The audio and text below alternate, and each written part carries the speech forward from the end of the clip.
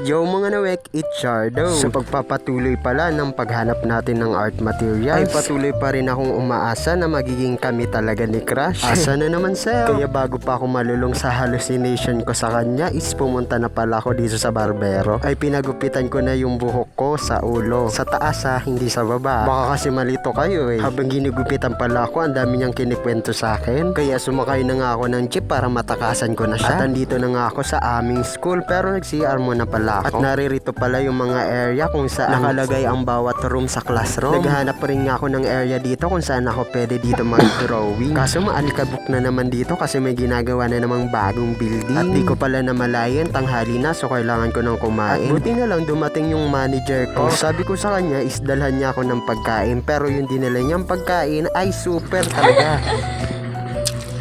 Adan, putik. Ay talaga naman talaga gustong mamaga ang labi ko. Kaya nga umuwi agad ako sa bahay at ako na mismo ang nagluto ng pagkain ko.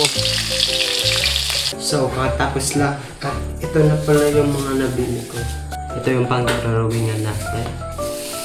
Eraser at pantasa. Naman ay ruler, pambrush, at ito, yung ginaganyan, compass. So ayun lang. I see you.